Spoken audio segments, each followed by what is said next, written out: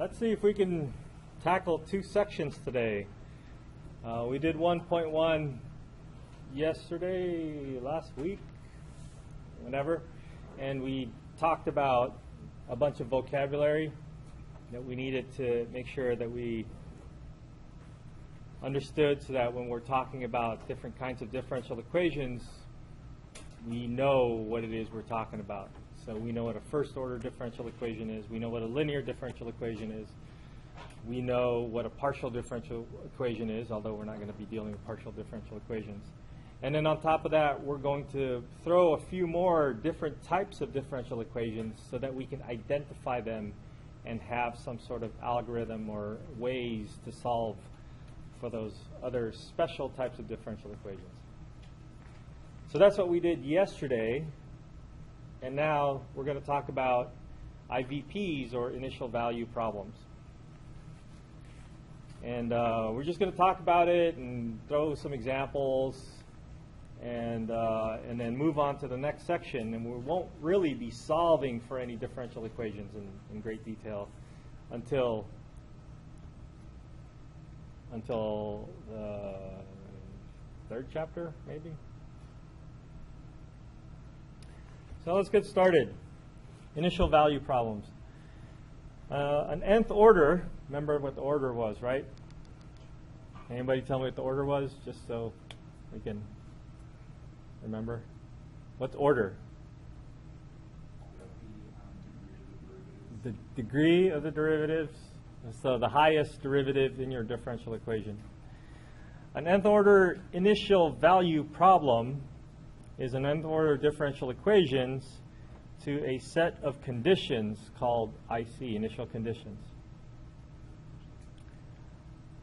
So usually the problem would state that they want you to solve a particular differential equation given the conditions, and then they'll spell out or write out a bunch of conditions for you. Now we've seen this type of differential equation before. In the simplest case, maybe.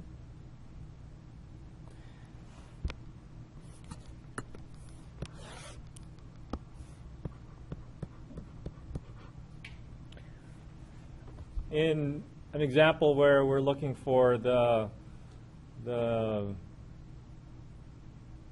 position function or something like that, if we're given an acceleration. Have you guys done problems like that before? Let me see if I can think of a problem. This is your acceleration, a of t. And then they would give you an initial condition of the initial velocity is equal to, let's say 0. And then the initial position, and then I'm going to use x.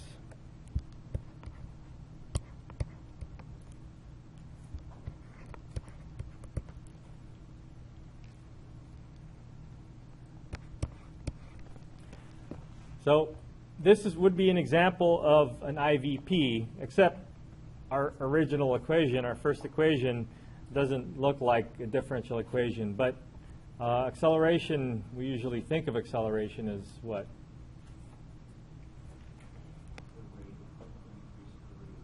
Rate of increase or rate of change, or put a little bit more simply, it's the second derivative. So in Calc 2, you may have seen this. Maybe? Have you seen this? Does this look familiar? So maybe this would be called x double prime of t is equal to negative 9.8. And here is your differential equation. And then this is your dE. And then your IC, your initial conditions, would be that the first derivative, that's the velocity, evaluated at 0. So remember, the initial conditions need to be evaluated at some x value. In this case, it would be 0. Is equal to 0, which means think of this as a projectile problem. A negative 9.8 is the gravity. I didn't label it, but you can think about this as meters per second squared. And then the initial velocity would be 0, which means this starts off somewhere And initially, it had no movement. So imagine holding a piece of stone and dropping it. So at that instant that you drop it, it's not moving, right?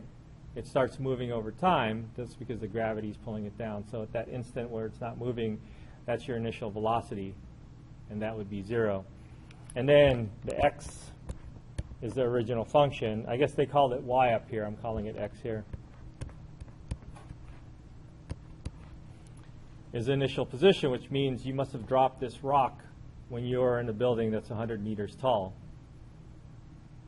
Or you're holding the rock 100 meters from the ground, so you're up in a building somewhere. And then you drop it, and then this, after we solve for x of t here, we'll get to know what the graph would look like. Okay? So this is an example of a what order IVP? Second order differential equation with initial conditions. So this is a second order initial value problem. Okay?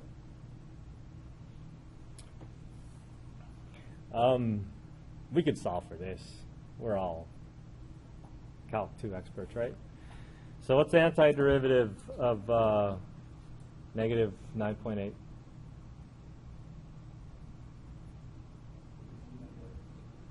Negative 9.8 x, or we're using t for the variable, plus a constant, right? So this is our potential integral of the second derivative, which essentially is the first derivative. So this gives a solution, but remember when you do the antiderivatives, when you're solving differential equations in general, and pretend that we haven't talked about initial conditions yet, when you're solving differential equations, your solution is a family of curves. It's a family of solutions in one parameter in this case. Now, I can move on from here and take the antiderivative again to get my x of t, which, let me do that for now.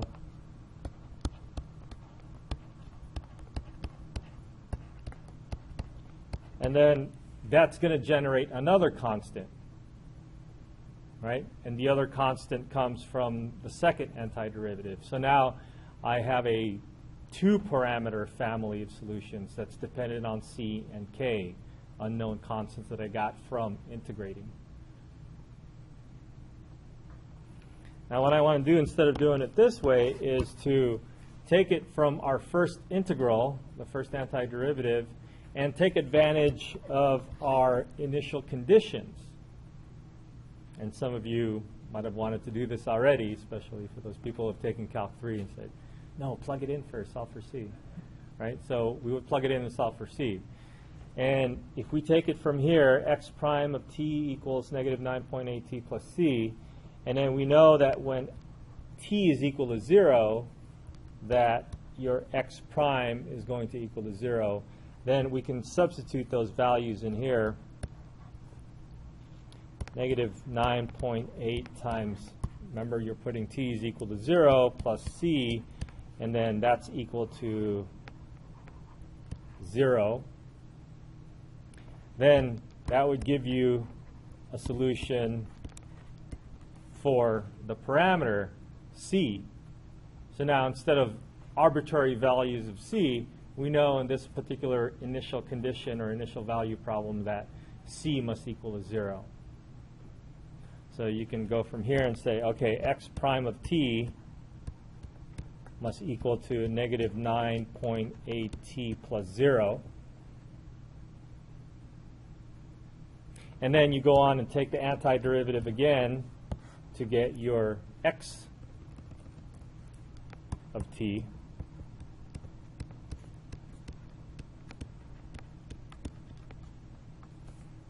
Let's try that again.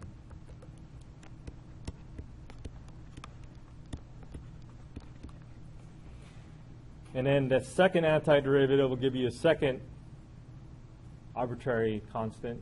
But now, since you know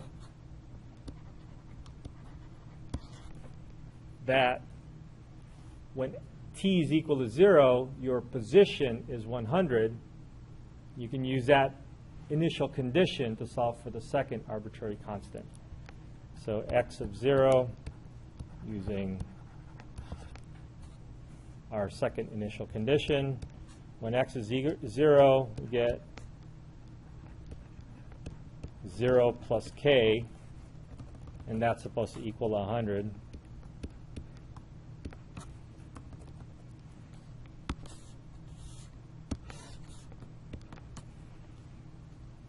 Which means k is 100.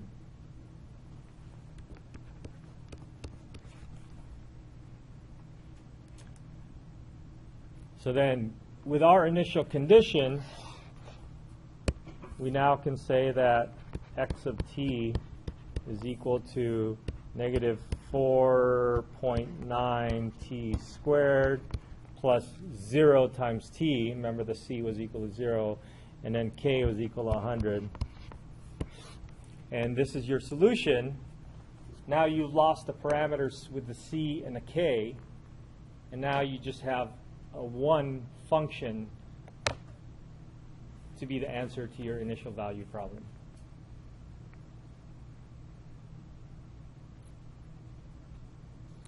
How many people have seen this process before? We've seen it in Calc 2, I hope. Okay, we did something like this in Calc 2. You may have seen it in Calc 3 if you're paying attention to my class. So now we have a solution, but not only that, we have a unique solution. So we have just the right setup here. We have the differential equation, and we have, it's a second order differential equation, so we have two initial conditions. The order matches the number of initial conditions. So if we look back at the definition, our nth order differential equation over here has n initial conditions.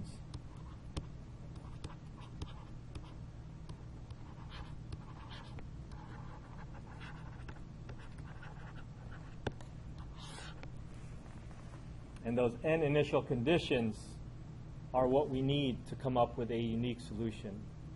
Otherwise, we'll have a family of one or more parameters, n parameters. Okay? Any questions? So based on that and a little bit of the work that we just did,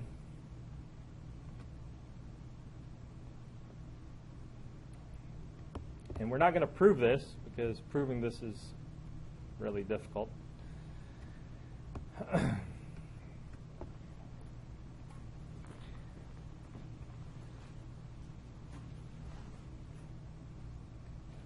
But the idea is that if you have an initial value problem, you're going to get a solution, and that solution is going to be a unique solution, which means it's the only solution. And a lot of times in differential equations, you'd have to see this in the upper division differential equations courses. They prove the existence and uniqueness of your solution. So just reading through the text here, R is a rectangular region in the xy plane. So x is going to be your independent variable, and y is going to be your dependent variable. And so you have a rectangle that contains a point x naught, y naught. So x naught, y naught is going to be the position of your initial condition. It's the initial condition for the original function f. So not like the derivatives or anything like that, but the original f. If f of x, y, and the partial of f, partial f with respect to y, now this is like doing partial derivatives, and this is not a partial differential equation, but that's how they like to define it. They want to put the x's and y's together so that we don't have to be talking about y equals f of x the whole time like an implicit function. We want to allow for implicit functions to come up. Are continuous on the rectangle that we have, then there exists some interval around x naught where y of x is a unique function that's defined there on that interval. What? Okay, so let's see if we can break this down based on the example, the simple example that we have. So let's recall our example of, should we use x's and y's, or are you guys cool with x and t's and be able to translate the x and t's? What do you think, x and y's or t's and x?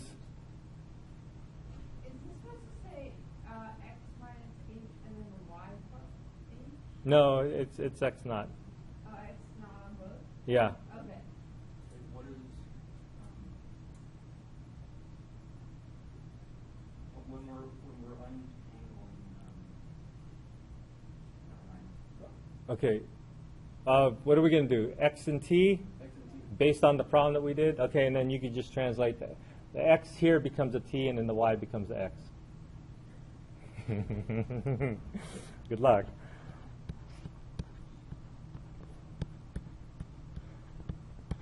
This is our differential equation. We have our initial conditions.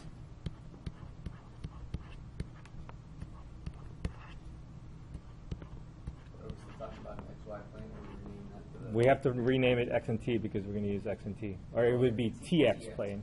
Yeah. So I got my initial conditions here, and then we found the solution to be x of t equals negative 4.9 t squared plus 100. Along the way, maybe I should make some space here.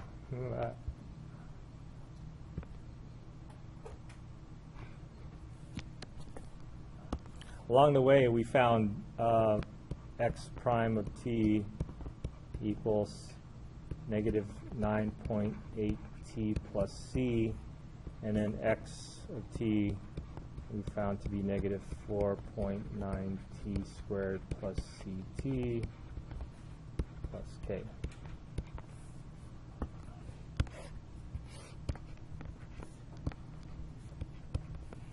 So this is our setup. This is what we found in the previous page, our results. And then now let's see if we can apply this theorem here. Not apply, but just show that the theorem holds for this particular example.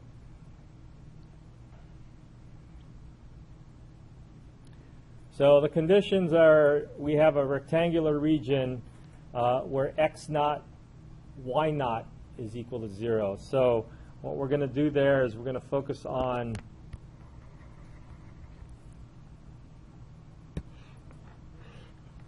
the x naught, y naught.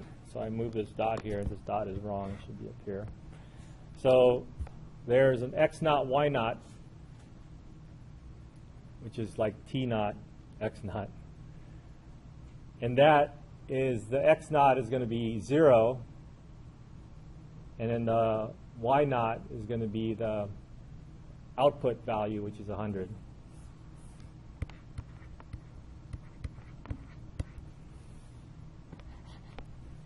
Okay. So now we're saying that there's a rectangular region. Now the rectangle here can be bigger, and it probably should be bigger because in this particular scenario it actually can go to infinity. Stretch it out.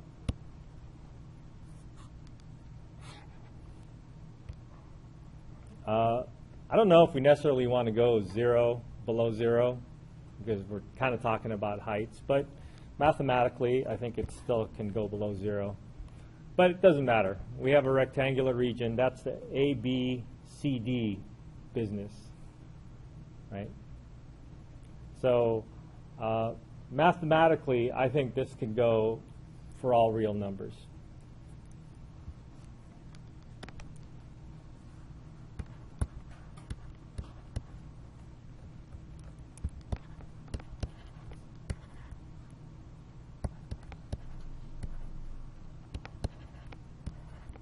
But realistically, we probably don't want a negative time, and probably don't want a negative height.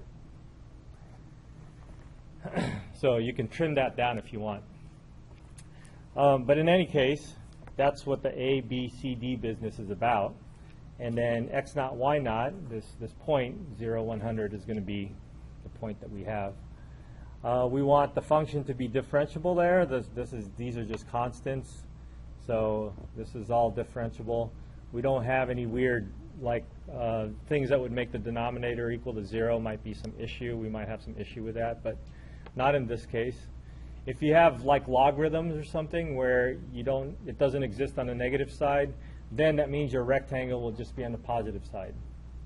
That's what these restrictions allow us to do.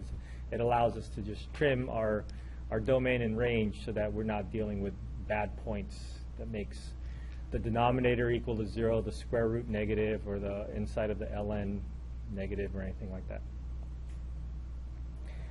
And then the partial derivatives of these things are continuous. Let's just say that they are, because again, we're talking about polynomials and constants, so it's not a big deal. Then there exists some interval. So this is the x naught minus h and x naught plus h. So x naught, remember, is here at the origin, or it's at 0. X naught is equal to 0. And then there's a plus h and a minus h business that they define. So that just gives us a little breathing room away from the middle of a point that we're dealing with.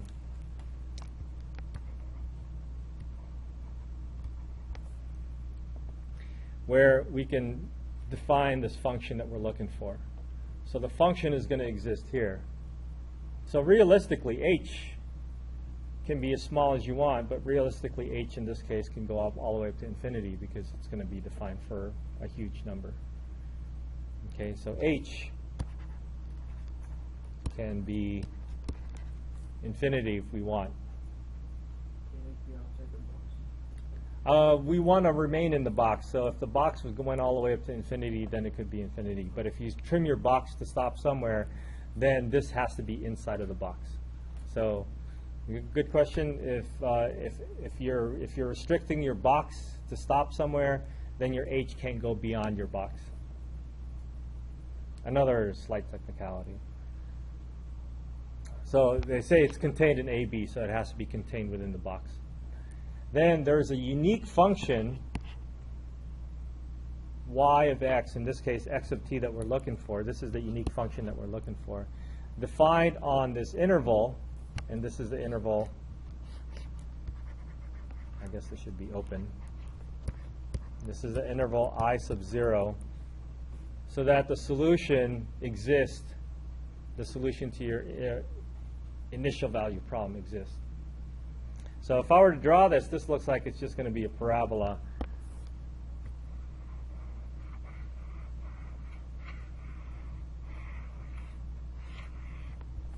So you have one unique solution. Now, before I had the unique solution, I had like a double family of two-parameter family of curves, right?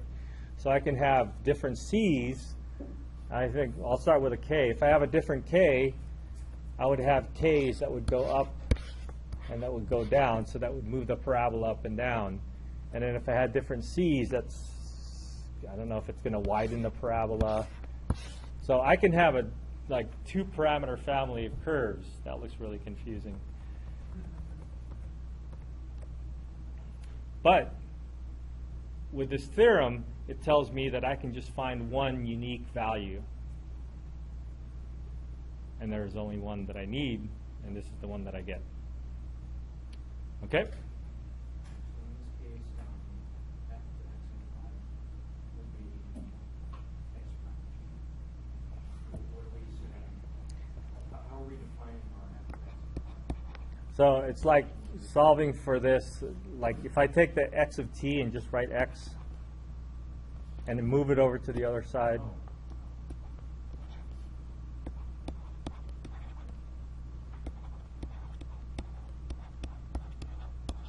This is like your f of tx.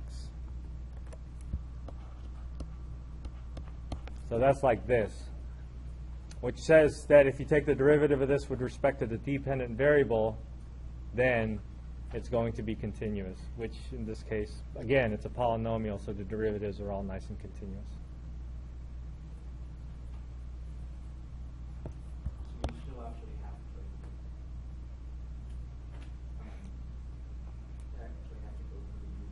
No, no, you don't. You don't really have to do it. You just kind of say, "Oh yeah, I think that's true." All right. If you're really meticulous, you would probably have to go through it and make sure. But like I said, the only This was talking about something where you derive it from the initial yeah. So relationship. yeah, these theorems kind of work backwards. They assume that you have the answer already and that exists and that's unique. All right. So this whole section really revolves around this idea of an initial value problem. But then at the end, they throw in another type of problem, which is called the boundary problem, boundary value problem. So notice the initial value problem. Let's go back and take a quick look at it. The initial value problem depends on one value for the independent variable, the x naught, being put into the original function, and it's all its derivative up to n minus 1. Right? So the x naught goes into the original function, and all its derivative up to n minus 1, and this is, remember, the nth degree polynomial or nth order differential equation. And that's how the initial value problem is defined. You pick one value for your independent variable and you put it into those derivatives. Now, a boundary value problem is a little bit different. So let's take a look at what a boundary value problem is, because that's discussed here also.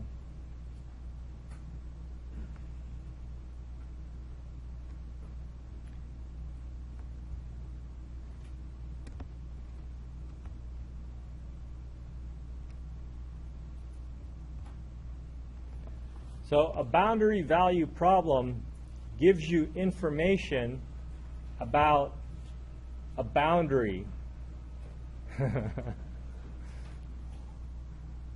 Well, yeah.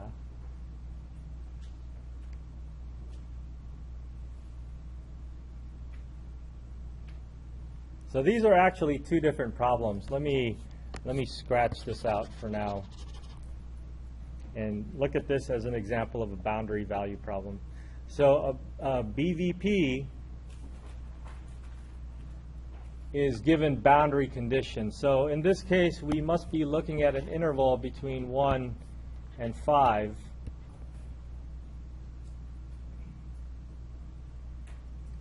And the conditions that are given are conditions about a boundary.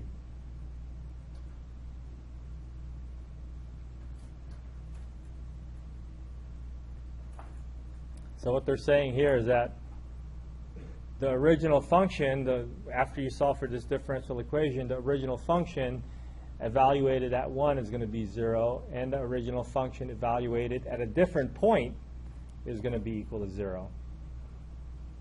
So now they're looking at the boundary. If they were looking at the initial conditions, if this is an IVP, then the inputs would be the same, because you're looking at one initial value. But in this case, they're different, and that provides the boundary. So I'm not going to talk about the existence and uniqueness of the boundary value problem, but the existence and uniqueness depends on this interval. You're going to be within this interval, and your solution is going to be unique within this interval. Actually, I don't know if it's going to be necessarily unique, so let me scratch that last statement.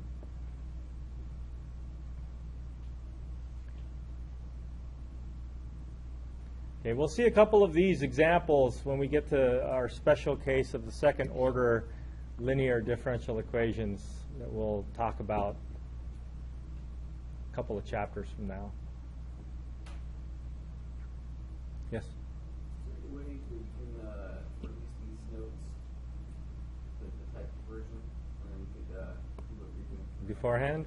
right on. I don't know. Too complicated. For linear algebra, there are PowerPoints that are already set up, so I can, that's easy. Actually, you can find them. This will be put on Canvas, right? Yeah, but these are, I don't know. I suppose. So these. You're going to be testing us on these definitions, and honestly, like the last one, Who else in this room can explain the last one to me right now? Boundary value problems? No, the existence and uniqueness. Oh, Uniqueness and Uniqueness theorem? Yeah, who's got that? Raise your hand. See what it is? Oh. You know, and it's like, shoot, I'm gonna Yeah. go back and figure that out, but Well, I don't even have the full definition written down. here are my notes. These are how my notes look like, and they're literally taken directly from the textbook. So, I'm done here. So, I could, I suppose, release them. Yeah. They're just my notes. They're special. Well, we All right. still think you're important. So we'll have to explain. All right, I'll think about it. Okay, that's very fair. I think for the existence and the uniqueness, it just means it can't be, it has to be continuous within there. If it's got a point of discontinuity or it can be evaluated at a certain point, then there's not necessarily a solution. Yeah. If it does meet that, if it is continuous over the certain interval, then you can get a solution. I think that's what it said. Then you can get a solution, and your solution is just going to be one and only Yeah. solution. Oh, Yeah.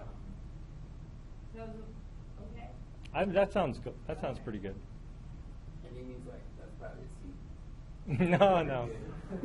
No, for something like this, so like I said, when I prefaced this with, this is something that's usually covered in the upper division courses, it's not something I'm going to dwell on. I may ask you to actually just write it on a test situation. I may ask you to just write down the existence and uniqueness theorem. I may ask you to explain in words, and an explanation like Susanna just gave is probably good. Or you can say that if you're given these conditions and they're satisfied, then you're guaranteed to have a solution, and the solution is only one unique solution. So I think a light brushing on this theorem is what I would be expecting in an exam situation. I'm not going to ask you to prove it, because I don't know if I can prove it myself. So that's not something. That's something that's clearly beyond the scope of this class. But knowing it and knowing the basic idea behind it, and not too deep, just the basic idea behind it would be good. Okay? And if releasing my notes will allow you to do that, then I'll think about it. Isn't there a word for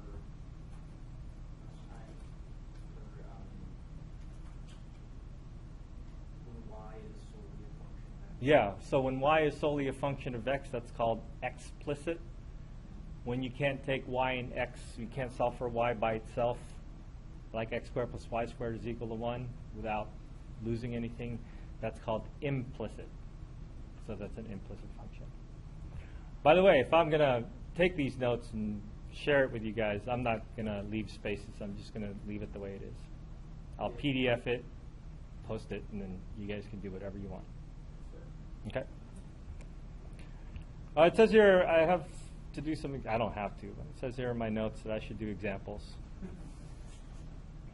Let me do, let's pick one from 31 to 32, if it's easy.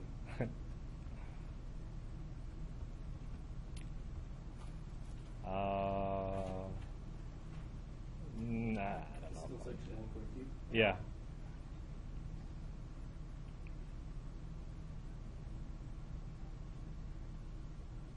Nah, I don't want to do that. What else? 11, 15, 17. Let's see. 11, 15, 17.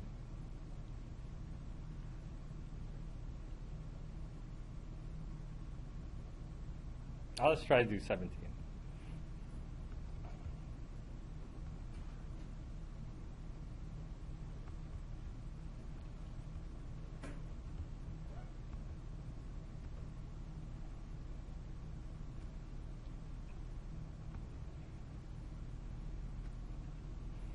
So determine the region of xy plane for which the given differential equation is a unique solution. I don't want to do this one.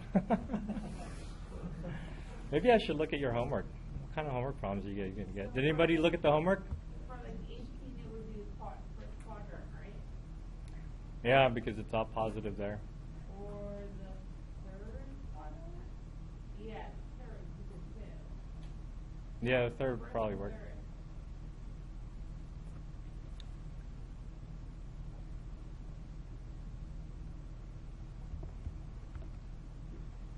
How about number 1?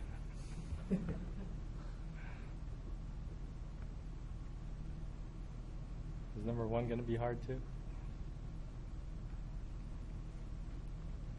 Because if it is, maybe we should just give up.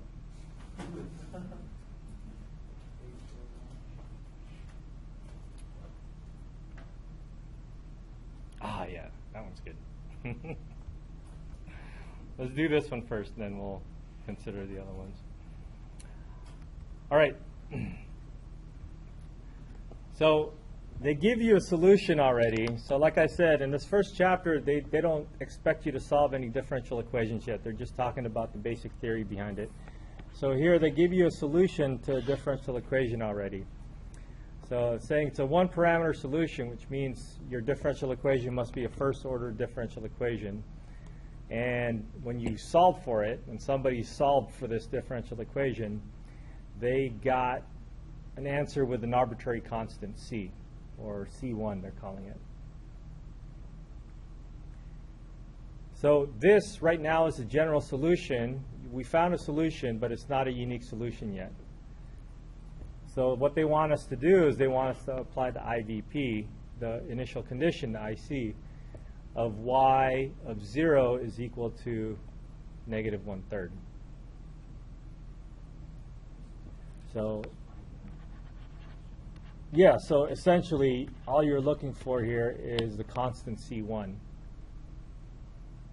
So you have the solution, so you got this differential equation, you did some sort of magic to find the solution, and in your solution you have an unknown arbitrary constant.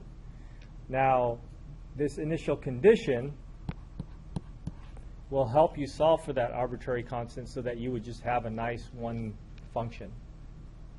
I guess I should say a unique function. All right? And to do that, essentially, you are looking at replacing the x value. Is it x? Yeah, it's x is equal to 0. And when x is equal to 0, your y value is equal to 1/3. So that's what you have to do. You have to put x is equal to 0 and y is equal to 1/3 in your equation. So we have negative 1/3 is equal to 1 over 1 plus C1 e to the negative, I guess that's just 0. So this is your y, and this is your x. And then you should just be able to solve for this, I hope. Negative 1/3 equals 1 over 1 plus c, and then, yeah, and then c is equal to negative 4.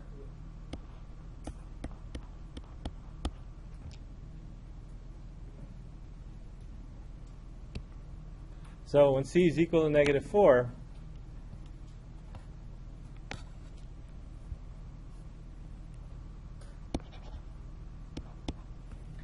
then you can just replace c with negative 4 and then rewrite your final solution, 1 minus 4 e to the negative x.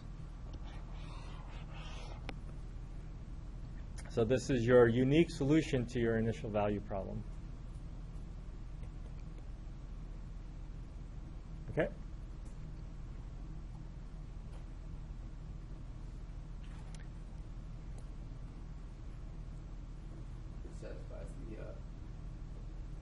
Satisfies, yeah, and it satisfies the existence and uniqueness theorem because it's an initial value problem. This is a first order, so you only want one. You only need one initial condition. We didn't talk about a region, but then you can just imagine what values of x you can put in here for it to make sense. And it looks like I can put positive and negative numbers here, right? Will this denominator ever equal to 0? No. There might be one.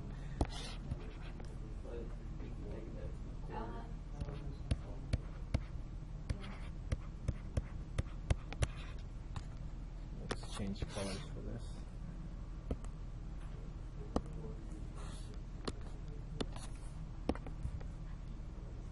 Did you guys find it? X equals what? Can I write x equals, or do I need to solve this?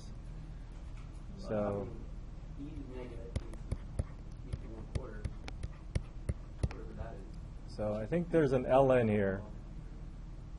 It's negative ln of 9. This is 1/4. Is it 9 or 4? 4.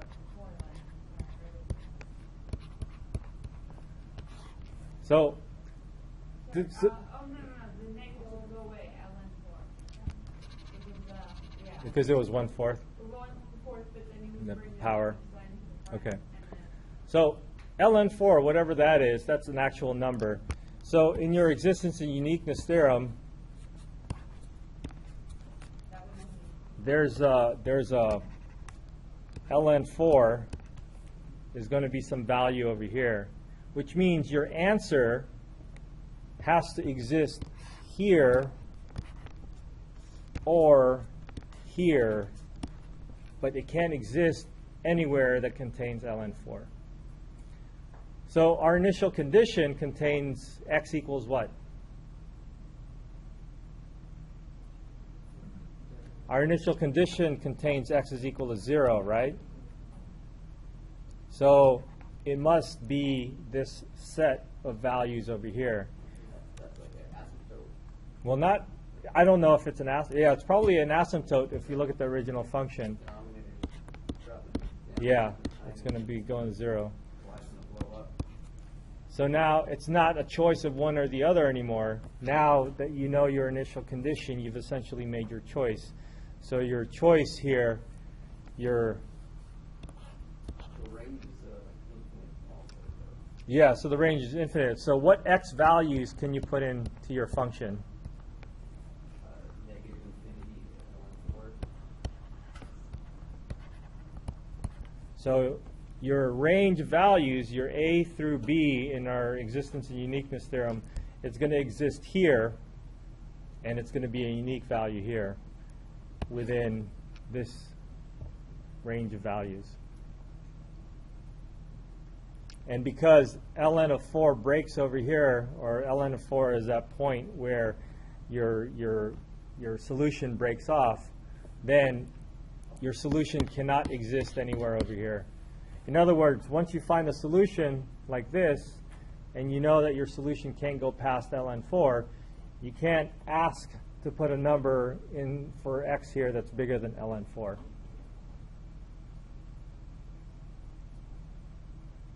Because this function won't work for that, because our uniqueness and existence and uniqueness breaks off over here. Okay? All right. Let's move on. Yeah.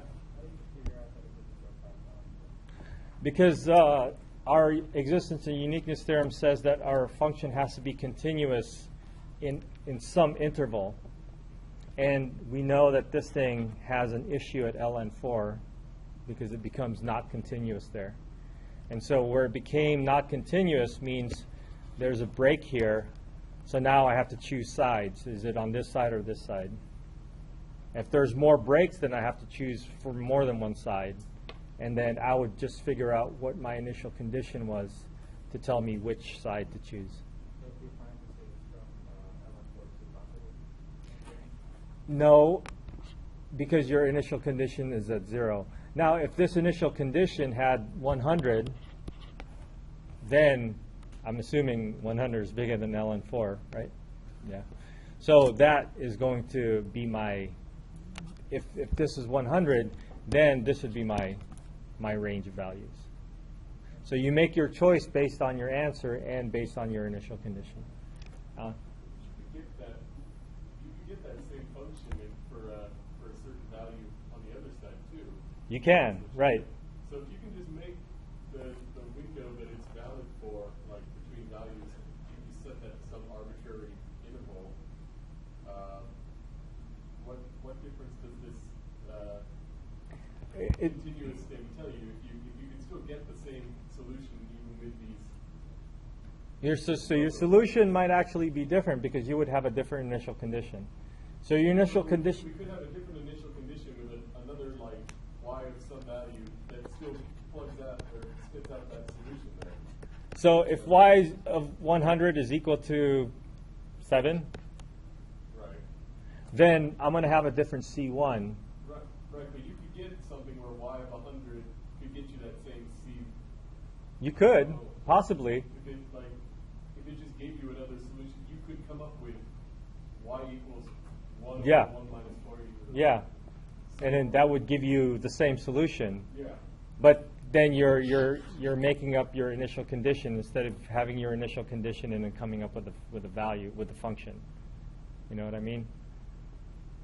You're kind of going backwards at it. You're trying to find an initial value problem or an initial condition that would have this for an answer versus this is my initial value problem, what is my answer?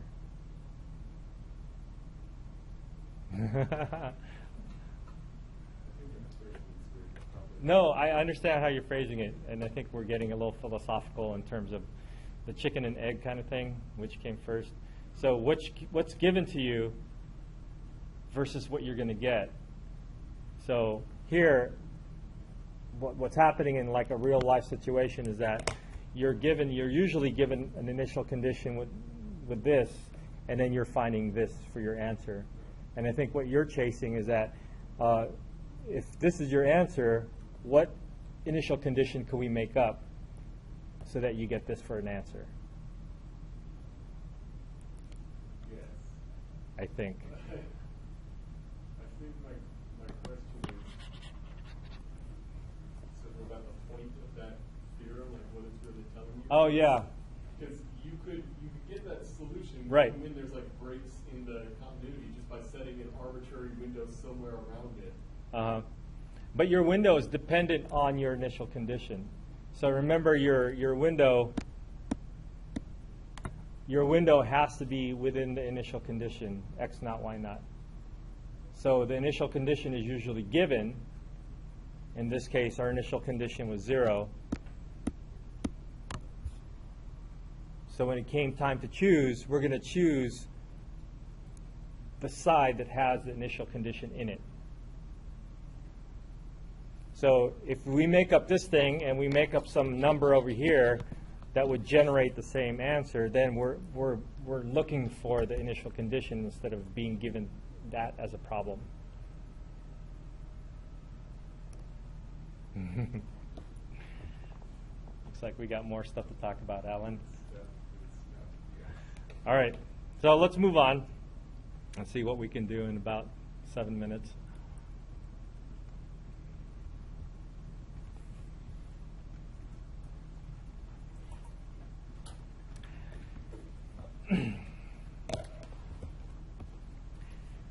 And this is where we're going to need to translate words.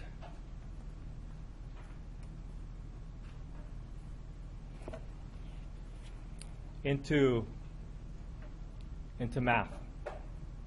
Now, I remember back in Math 811, that's pre-algebra, when I taught that, we were translating words into math. And so when they see the word more, they think of plus. When they see the word something goes into something, they think about dividing. When they see the word of, like 50% of something, they think of multiplication. So those little techniques that we've learned back in pre-algebra and algebra will be something that's going to be useful for us here. But now we're going to take that a step further and include things like rates of change when things are changing.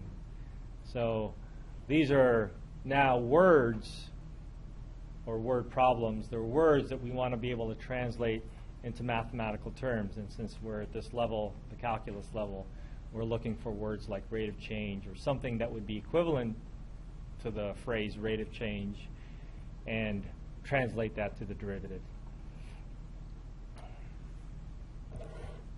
And part of the reason they came up with these differential equations is that a lot of times they describe real-life phenomenon with how things change instead of how they affect things. So mathematical modeling is essentially word problems.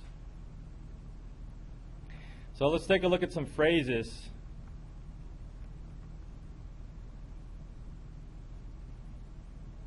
How many of these do I have?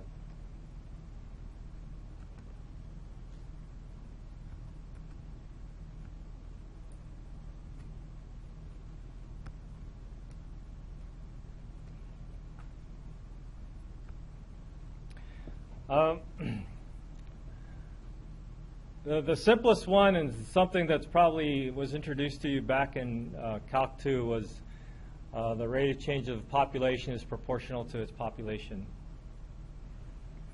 So the rate of change of the population, this is where we want to take steps to try to create a mathematical equation out of this based on what we're reading. And so if we call the population P, the rate of change of the population would be dP over dt. So that's our derivative business. Is proportional, so there's a constant of proportionality. People usually use K. Proportional to the population. So P was the population, so we can write P for the population. So the rate of change of a population, that's this first phrase right here, is proportional to the population itself.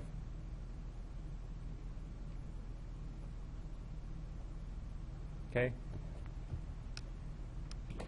So what happens is that somebody in some social setting says, oh, yeah, the rate of change of the population is proportional to the population. Maybe they did some data collecting, and then they found out that each year it looks like, oh, it just changed proportionally with the previous year's population.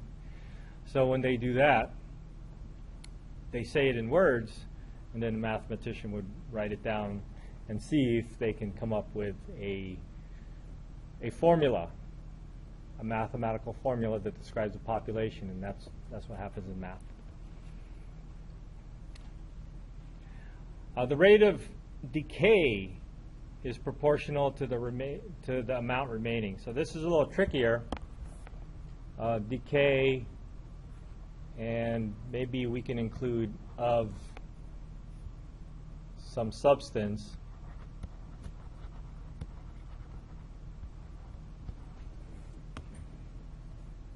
Of a substance. That's what I wrote. Can you read? No. It's okay. You'll get used to my handwriting.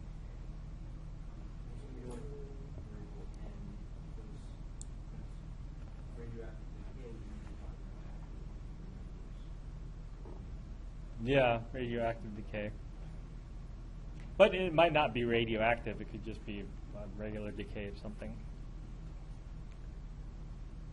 So what we could do maybe for this particular scenario is imagine that you have 100% of a substance and then talk about what's remaining.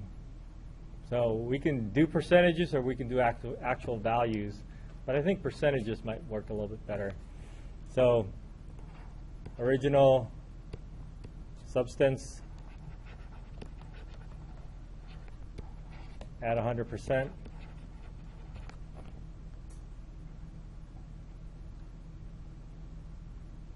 And then we'll call the substance, let's pick a letter, X.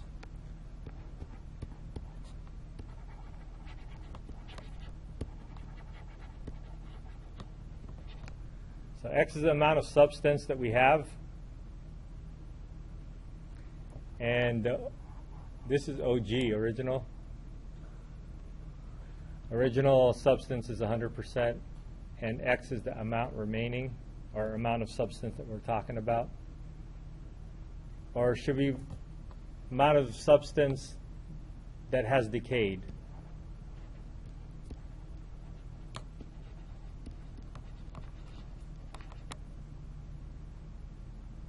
Because that's what the rate of change is, the rate of change of decay. Right? So we need that to be the variable. So the rate of change of decay, dx dt, is proportional to the amount of substance remaining. So if we start off with 100% and then X has decayed, how much is remaining? 100% minus X, right? So we got 100% minus the amount that is decayed, and so that's the amount that's remaining. And what we're measuring is the amount, the rate of change of decay.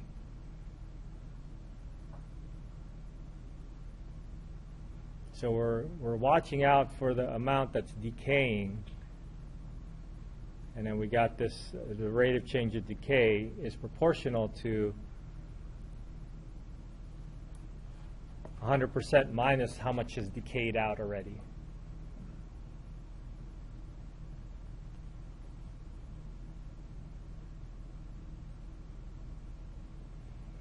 Okay? So these are the things that you're going to be kind of expected to try to manage, is to look at a sentence that describes how something changes. So there's a rate of change idea in there. And then try to see if you can translate that from words into mathematics that includes the rate of change of something or the derivative of something. Let's try to do the next. Should we do the Newton's law? Newton's law, you can, that's popular. You can read that in the book and you can easily find that. Let's go do the next one, spread of disease. The rate at which a disease spreads is proportional to the number of interactions between these two groups of people, which can be represented by a product of the number of infected people and the number of those not infected yet. Okay, so I have infected people and not infected people. And a number of interactions. And the number of interactions. So let's figure out what the variable is that we're looking for first. The rate of change at which the disease spreads. Let me focus on the disease spreading first. So these are going to be the people that have been infected by the disease, right? Let's call this variable X. Again. How boring. The rate of change at which the disease spreads. So this is the rate of change of the number of affected people. So that's dx dt. That's the first part. And then is your equal sign. Now it's proportional to, which means this is a constant of proportionality. It's proportional to the number of interactions of these two groups of people. The people that have the disease and the people that haven't. So what I want to do is put an expression that describes the interaction between the two people here.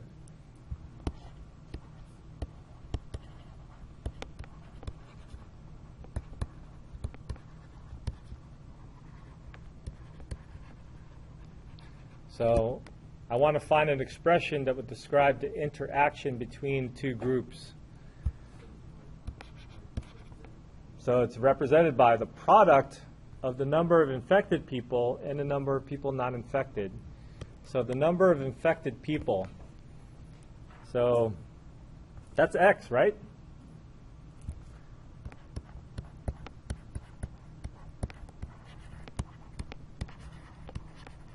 X is the number of infected people.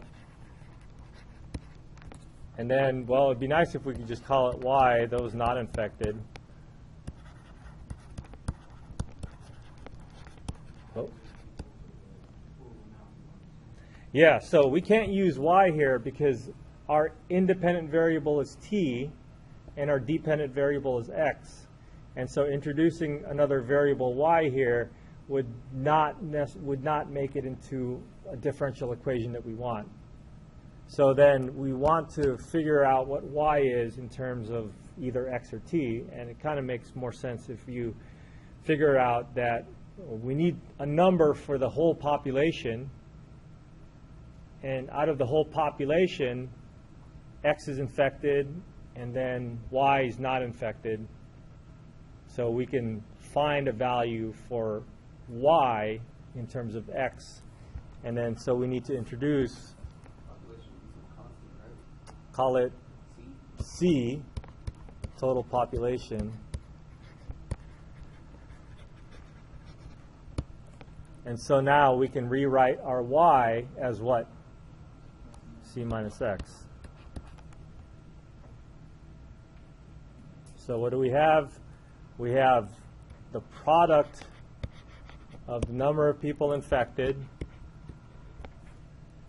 and the number of people that's not yet infected. So now I have a differential equation with X's and T's, and I didn't have to throw in the extra Y variable that I didn't need because Y can be expressed as a function or as something with an X in it.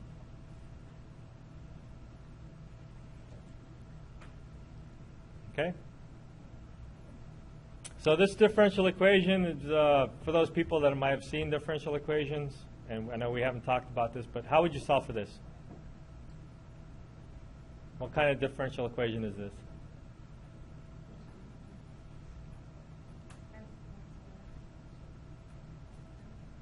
X what?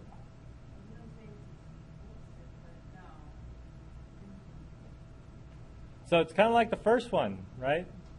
Somebody told me how to solve for that first one on the first day. Separate the variables, right? So this too has no t's in it, so you can bring all the x's on one side and then the dt over to the other side, and then this would be a separable differential equation. Just looking ahead, it's not something that's not covered in this section right now. But all these three examples that we did look like they're separable differential equations. We didn't do Newton's law, but like I said, that's a popular scenario. You can always look that up. You can look it up on Google, and then you'll find a nice equation for that. Differential equation and solution for Newton's law. Yeah, the two, the first two are basically Natural logs. yeah. Yeah. But when you solve for it, it becomes an exponential function. This one is too a little bit. I don't know if you guys are thinking ahead, but if you imagine to bring these as denominators, you have x times c minus x as a denominator, then you would use what to solve for that integral?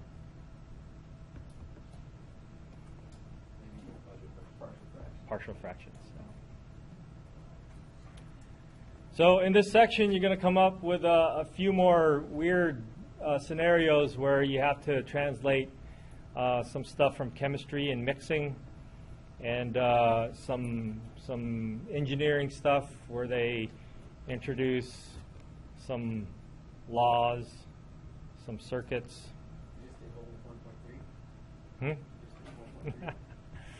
Kind of glossing over 1.3. Yeah. So there's one problem in 1.3 in the homework that's kind of crazy, and I'll let you take a look at it and ask me in class. Actually, there might be a bunch of them, but one of them in particular is a fun problem that I might do in class. 1.3 is going to be due, on Sunday. Yeah, because this is our first day this week. Yeah, what's our, I'm trying to figure out assignments when we're due this week, because I haven't done. No. Oh, shit, it's all due yesterday. No, it's our first set of assignments will be due on Sunday. So that would be 1.1, 1.2, and I'll toss around the idea of doing 1.3 on Sunday or the following. Adam? Yeah. So what I did is I copied this course from last time I taught it, and then it automatically adjusted the dates. And so I think I'm going to change it. I haven't gotten around to changing it yet, but I think I need to change it. But I'll change it in a fair way. Okay, so let's plan on thinking about doing the first two sections, 1.1 and 1.2. That's going to be due on Sunday, and we can debate next time whether 1.3 will be due Sunday as well. Okay. All right. Wait. This is like, I got 5 more minutes. Yeah. You want to do a word problem? No. Maybe you're the one kind of fast. Yeah, I know.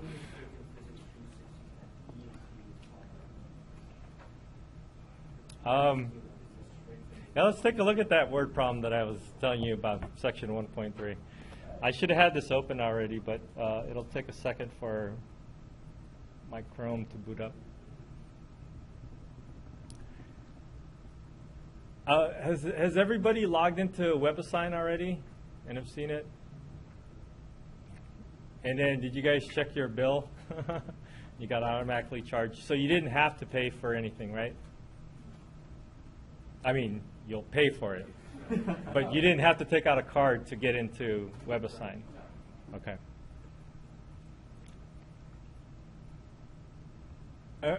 And for those people that are in my linear algebra class, were you guys able to get the code? Okay. All right.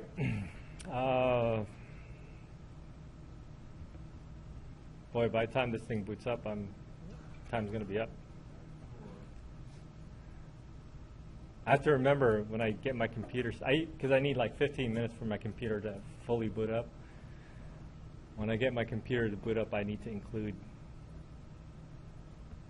Chrome.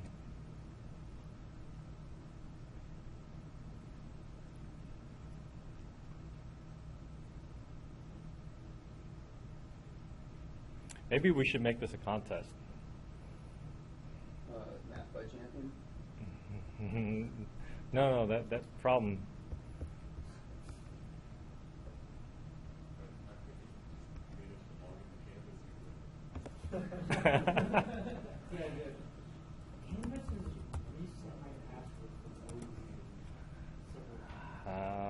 I know. Yeah, I clicked on it. It has right next to like a big folder that's like, did you forget your password? Click here to see like the process of changing it, and it takes you to it. Makes you want to. It tries to make you want to let you know. Actual homework? And then the video 1.3 crashes. Yeah. And you click the link, the video is just an error. I just send out everything, reset it. Yeah, I eventually figured out how to. By the way, did you guys see the notes from the first day? So I will post the notes for each lecture that we have, and starting today, this is getting video recorded, so there'll be a link to a video as well, so that if you might have missed class or you wanted to know what I was talking about when you're taking notes at this one particular point, you can take the video out and fast forward and get to that point that you're looking at. I don't really suggest that you watch the video from beginning to end unless you can't go to sleep and you needed somebody to sing you a lullaby.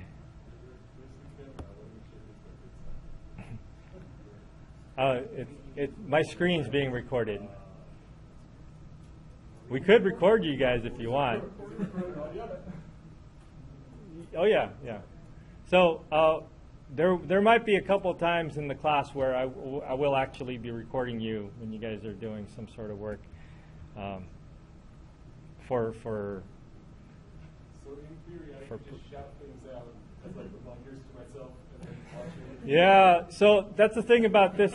this is a live lecture, and so the video doesn't really pick up your audio very well. So Which number were you thinking about doing? the last one. Number 9? Oh no, this one. 8. Number 7. So 7 is a crazy one. Oh, the answer's right there. Oh, the answers are all there. Ah. Yes, it's on the video. Shoot. All right, fine then. I was going to say Archimedes' problem. I was going to say that if anybody would get this and explain how they got this, they can get a little prize. I have a little prize bag. But I mean, the answers are here already. So write down the answer, or look it up in the video, and then just type it in. All right, that's the end of that. See you guys next time.